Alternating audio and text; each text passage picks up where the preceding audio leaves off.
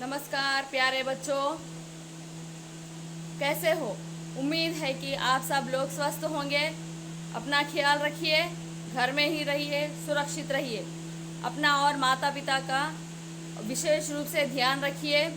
माता पिता का आज्ञा का पालन कीजिए। अपनी पढ़ाई पर विशेष रूप से ध्यान दीजिए।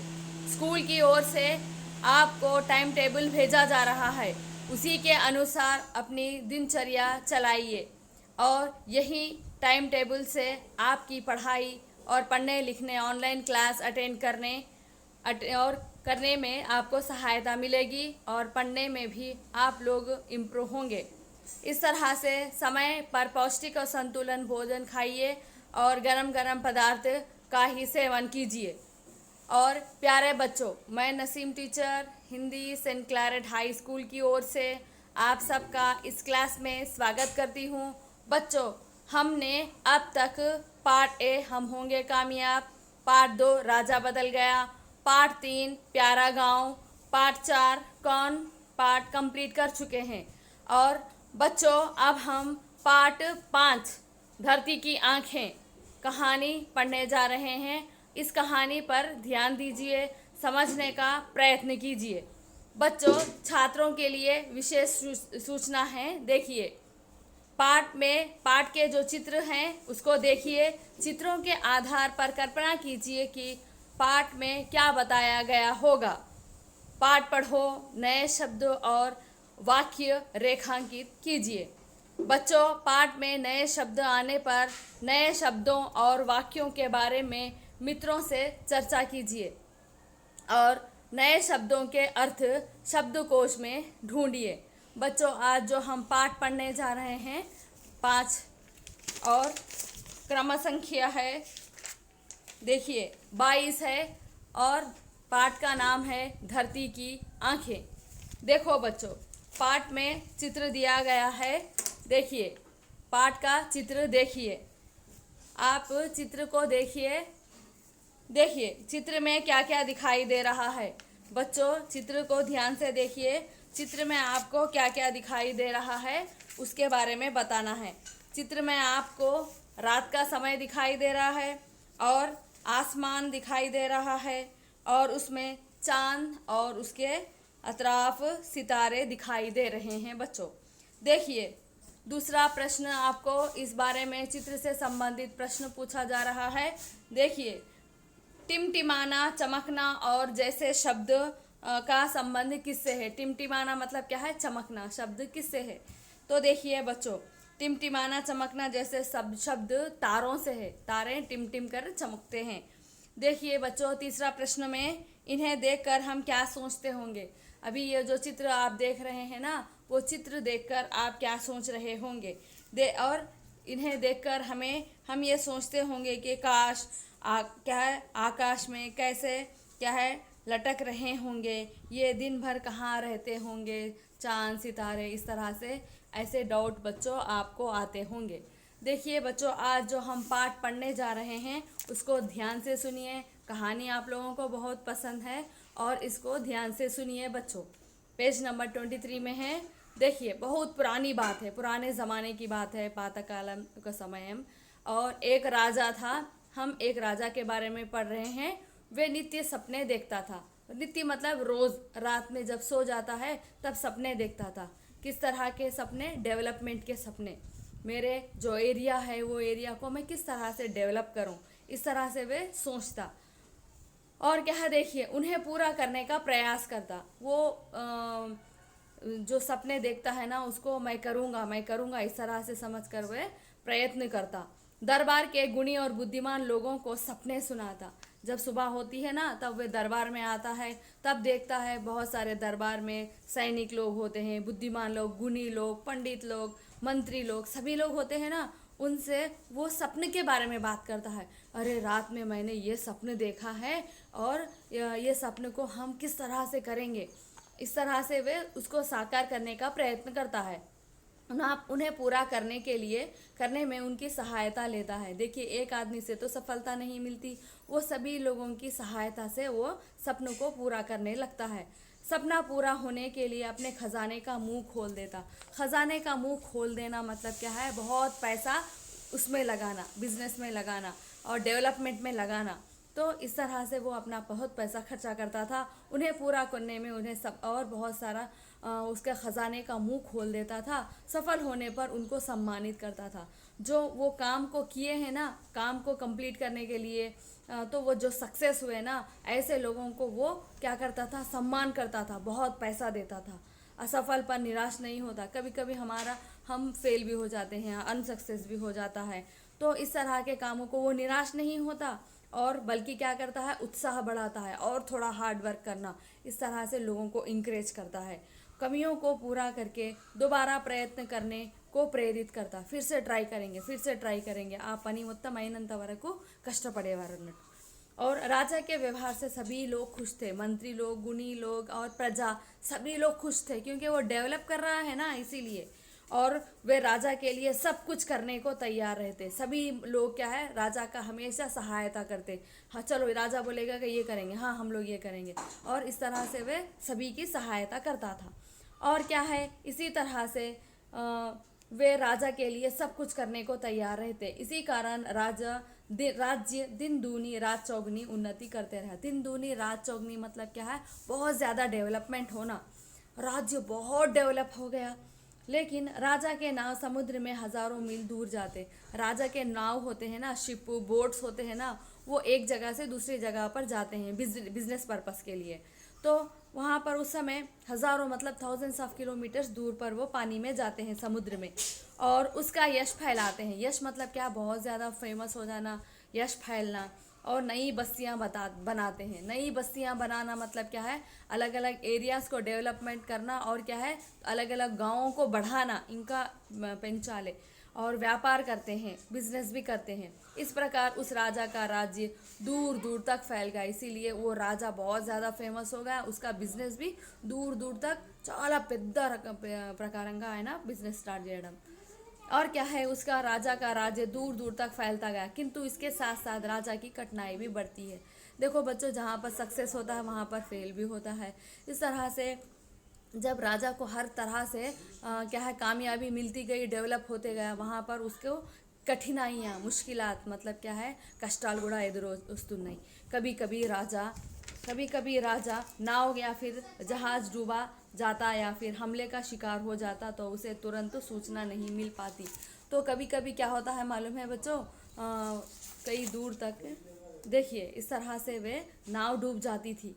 कभी कभी तूफान आता है ना समुद्र में, वो तूफान में आने के राजा की नाव भी डूब जाती थी। डूब जाने से राजा को बहुत ज़्यादा लॉस हो जाता है।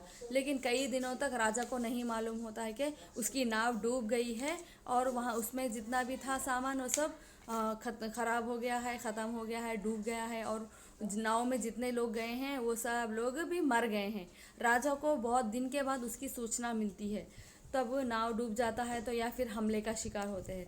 गुंडे लोग भी क्या करते हैं, वो उसका जितना भी सामान होता है वो भी उसको लूट लेते हैं, ले लेते हैं, और उसे तुरंत सूचना नहीं मिल पाती। तो राजा को उस बारे में नहीं मालूम होता कि उसका जो बिजनेस के लिए जो सामान भेजा गया है वो क्या है, डूब गया है, कोई लूट लिया है, और तूफान में डूब गया है, कुछ नहीं मालूम होता। इसीलिए इस तरह यदि किसी क्षेत्र में कई भयानक स्थिति हो जाती या फिर कहीं कोई उत्सव आदि, तो यहाँ पर कभी कभी दूसरे एरिया में भी क्या है, कुछ लड़ाई झगड़ा होता है, कुछ होता है ना, तो उस समय क्या है, राजा को सूचना नहीं मिलती कि क्या हो रहा है। इसी तरह किसी क्षेत्र में भी भयानक स्थिति हो जाती है, या भूकंप आ जाता है, तूफान आ जाता है, तब उसको राजा को नहीं मालूम होता। और इस तरह से कहीं कोई उत्सव आदि हो जाता है तो राजा ना तो देख पाते हैं और ना ही शीघ्र जा पाते हैं। तो राजा को इन्फॉर्मेशन नहीं है, वो कैसे जाएगा, कैसे सहायता करेगा। इसीलिए ऐसे में सहायता भेजने में विलम्ब होती। उस समय वह सहायता करने के लिए जब जाता है तब तक बहुत लेट हो जाती थी। एक दिन राजा चांदनी रात का आनंद ले रहा था। इस तरह ही वह सोचते सोचते रात ऊपर बालकनी में राजा ऊपर जाकर सोता है और आकाश को देखता है। आसमान में जब देखता है तब क्या है, राजा को इस तरह का चित्र दिखाई देता है। बच्चों, जो चित्र हमने पहले देखा है ना, इस तरह से वह ये चित्र देखता है और देखकर सोचने लगता है कि रात की चांदनी का आनंद लेता है। चांदनी मतलब क्या है? रात में जब हम आसमान की तरफ देखते हैं, हमें चांद, आसमान, चांद, तारे दिखाई देते हैं ना, वैसे ही उसको दिखाई देता है। चांद को देखकर वो सोचने लगा। वो राजा चांद को देखता है और सोचने लगता है कि आकाश में चांद तक पहुंच पाता। అప్పుడు ఆలోచన వస్తుంది, ఒకవేళ నేను చందమామ మీద ఇట్లా వెళ్ళగలిగితే ఎంత బాగుండు కదా। ऐसा इस तरह से वह सोचता है कि मैं अगर चांद पर जाता तो कितना अच्छा होता, काश मैं चांद तक पहुंच पाता, मैं वहां पर पहुंच गया था तो कितना अच्छा होता। देखिए, ये पुराने ज़माने की बात है। तब मैं वहाँ बैठकर अपने पूरे राज्य को आसानी से देख लेता। मैं चांद पर जाकर वहाँ से देख लेता कि पूरी दुनिया में मेरा राज्य कैसा है, कौन सी स्थिति से का सामना कर रहा है। इस तरह से मैं देखता। इस तरह से वे सोचने लगता है राजा। तो सोचते सोचते राजा को नींद लग जाती है। वहीं पर राजा ठंडी हवा में वो सोचते सोचते सो जाता है और नींद लग जाती है। और उसने एक विचित्र सपना देखा। उस समय वह एक सपने देखता है और ख्वाब देखता है। ఒక కల చూస్తారన్నట్టు राजा को लगा जैसे चांदनी की ओर चांद की दो आँखें हैं। चांद की दो आँखें हैं, एक मुंह है। वो कैसा लगता है? ऐसा सोचता है कि चांद है, एक मून है, పెద్ద మూన్ ఉంది, ఓకే, రెండు కళ్ళు ఒక నోరు ఉన్నది। सो इस तरह से वह सोचता है, दो आँख है, चांद के दो आँख हैं और मुंह है। और देखिए चांद देखिए अपनी बड़ी बड़ी आँखों से इधर उधर देख रहा है। चांद आँखों से इधर देख रहा है, इधर देख रहा है, इधर देख रहा है, इधर देख रहा है। चांद देख रहा है, ऐसा सपने देखता है। और और कह रहा है कि देखो तुम्हारी नाव अभी चली गई है, चली जा रही है। वो चांद राजा को सूचना दे रहा है कि देखो राजा, आपकी नाव समुद्र में जा रही है। अरे समुद्र में तूफान आने वाला है, राजा जल्दी जाइए। क्या है, समुद्र में तूफान आने वाला है, जाकर नाव की रक्षा कीजिए। इस तरह से चांद बता रहा है। और कि देखिए चिंता मत करो, मैं तुम्हारी नाव को सूचित करता हूँ कि वे अपना मार्ग बदल दे। अभी से आप परेशान मत होना राजा, मैं जाकर नाव को बता देता हूँ कि यहाँ पर तूफान आने वाला है, जल्दी अपना रुख मोड़ लो, अपना रास्ता मोड़ लो, समुद्र में दूसरी जगह चली जाओ। इस तरह से मैं बता देता। और इस तरह से, अरे तुम्हारे राज्य पर किसी ने हमला किया है, अरे अక్కడ వేరే మీ राज्य మీద ఎవరో अटैक చేసిండ్రు। इस तरह से मैं कहता, शीघ्र ही सहायता के लिए सेना को भेजो। इसलिए शीघ्र ही जाइए, जल्दी से जाकर सेना को भेज दो, वहाँ पर कोई दूसरा राजा अटैक कर रहा है। इस तरह से चांद राजा को सभी बात बता रहा है। वे देखो तुम्हारे राज्य के पूर्व में उत्सव हो रहा है। देखिए दूसरे एरिया में, आपके दूसरे एरिया में बहुत ज़्यादा ग्रैंड सेलिब्रेशन हो रहा है। देखिए तरह तरह के खेलों का आयोजन हो रहा है। देखिए राजो, आपके राज्य में कई कई क्या है, क्रीड़ोत्सवाल जరుగుతున్నాయి। बहुत सारा। इस तरह से वे राजा ने अपने सपने में चांद को धन्यवाद दिया। राजा सपने में क्या करता है, चांद को धन्यवाद देता है कि थैंक यू वेरी मच चांद, आज तुमने मेरी बहुत सहायता की। समुद्र में तूफान में नाव को बचा लिया। दूसरी ओर दूसरे लोग हमारे राज्य पर हमला कर रहे हैं, वैसा बचा लिया। और क्या है, कहीं उत्सव हो रहा है, उसमें मैं शामिल नहीं हो पाऊँगा, लेकिन आपने मुझे बता दिया है। और इस तरह से वो क्या है, इस तरह से मेरे कई सहायता की। इस तरह से वे धन्यवाद चांद को बोलता है। बच्चों, ये कहानी, और सुबह होती है, समय पर दरबार लगा हुआ है। सुबह होती है, समय पर दरबार भी लग जाता है। बच्चों, आप ये जो चित्र देख रहे हैं ना, ये क्या है, सैटेलाइट्स है। बच्चों, कहानी और आदि है। हम सिर्फ आज आधा पाठ ही कंप्लीट कर चुके हैं। आधा पाठ आने वाली कक्षा में पढ़ेंगे। बच्चों, आज मैं आपको कुछ विषय बताना चाहती हूँ। कृत्रिम उपग्रह मतलब क्या है, सैटेलाइट्स। सैटेलाइट से हमें क्या फ़ायदा है? सैटेलाइट ही यहाँ पर अभी देखिए, हमारे पुराने ज़माने में राजा ने ख्वाब देखा है, चांद बात कर रहा है। इस तरह से अभी यहाँ पर, उस ज़माने में वो सपना ही था बच्चों, लेकिन अभी ज़माने में अब हम देखते हैं ना, क्या है, चांद पर कई लोगों ने जाकर आया है। ये जाना नामुमकिन था, लेकिन अभी वो मुमकिन हो गया है।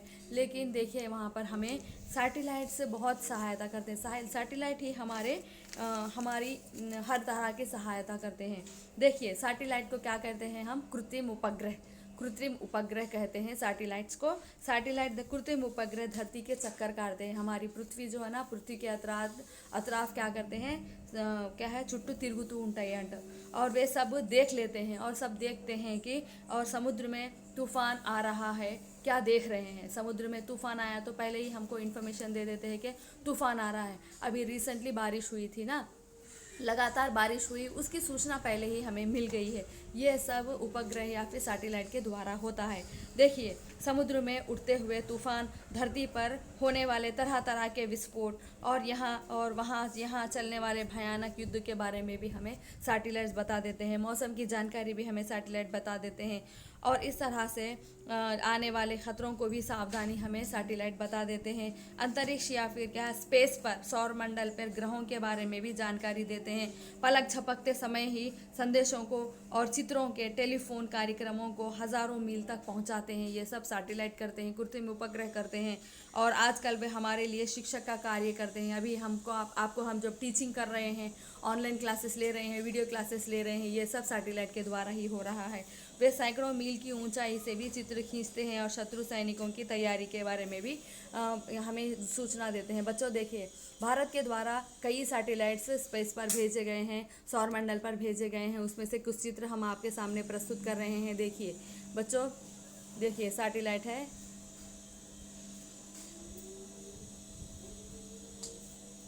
तो देखिए ये सब सैटेलाइट्स देखिए श्रीहरिकोटा से भी भेजा गया था बच्चों। तो यहाँ पर देखिए सैटेलाइट्स हमारे जीवन में बहुत ज़्यादा सहायता देते हैं।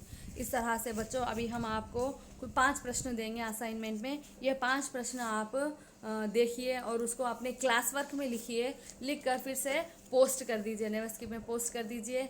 और 6:30 को क्या है, आपको ऑनलाइन टेस्ट रहेगा। 10 बिट्स इजी बिट्स रहेंगे, वो इजी बिट्स को भी लिखना है, आपको क्लास वर्क भी कंप्लीट करना है। इस तरह से हमारी क्लास यहीं समाप्त करते हैं। आधा पाठ हम आने वाली कक्षा में करेंगे। इस तरह से बच्चों हमारी क्लास यहीं पर समाप्त होती है। धन्यवाद।